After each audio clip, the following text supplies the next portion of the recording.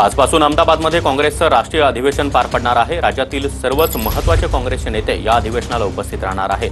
त्याचबरोबर काँग्रेस नेते आणि खासदार राहुल गांधी त्याचबरोबर प्रियंका गांधी या देखील या अधिवेशनाला उपस्थिती लावणार आहेत। या संदर्भात अधिवेशन ठिकाणावरून आमचे प्रतिनिधी संदीप राजगोळकर आपल्यासोबत आहेत। संदीप, काँग्रेसचं हे महत्त्वाचं अधिवेशन, राज्यातील सर्वच बडे नेते या अधिवेशनाला उपस्थिती लावतील। अगदी बरोबर आहे सागर। आगामी बिहार विधानसभा निवडणूक आणि त्यानंतर पश्चिम बंगाल आणि गुजरात या दोन्ही मोठ्या राज्यांच्या विधानसभा निवडणुका होणार आहेत। त्याचबरोबर अनेक राज्यांमध्ये स्थानिक स्वराज्य संस्थांच्या निवडणुका होणार आहेत। त्या सगळ्या संदर्भात विचारमंथन जे आहे ते काँग्रेसच्या या राष्ट्रीय अधिवेशनामध्ये सुरू केलं जाणार आहे।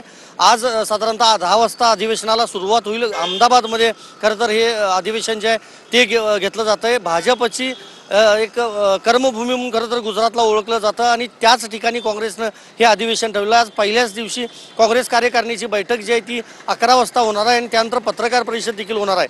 सोनिया गांधी कदाचित प्रकृतीच्या कारणामुळे उपस्थित राहणार नाहीत, मात्र प्रियंका गांधी, राहुल गांधी, राष्ट्रीय अध्यक्ष मल्लिकार्जुन खरगे हे उपस्थित असणार आहेत। महाराष्ट्राचा जर विचार केला तर सगळे काँग्रेसचे दिग्गज जे नेते आहेत, मग राष्ट्रीय कार्यकारिणीचे सदस्य असतील आणि इतर पदाधिकारी असतील ते देखील उपस्थित असणार आहेत आणि संपूर्ण अहमदाबाद शहरामध्ये मोठ्या प्रमाणामध्ये काँग्रेसचे झेंडे असतील, पोस्टर्स असतील हे लावण्यात आलेले आहेत। आज आणि उद्या दोन्ही दिवस राहुल गांधी, मल्लिकार्जुन खरगे हे या अधिवेशनाच्या ठिकाणी उपस्थित असणार आहेत। महाराष्ट्राचा जर विचार केला तर आगामी स्थानिक स्वराज्य संस्थांच्या निवडणुकीबाबत किंवा एकंदरीत रणनीतीबाबत सगळी चर्चा होऊ शकते। कालच इंधनांचे दर पुन्हा एकदा वाढलेले आहेत आपल्याला माहिती आहे, त्याबाबत या कार्यकारिणीच्या बैठकीमध्ये किंवा अधिवेशनामध्ये चर्चा होईल। त्याचबरोबर दुसरं महत्त्वाचं, जिल्हाध्यक्षांना काही अधिकार दिले जाणार अशी देखील एक चर्चा सूत्रांकडून समजते।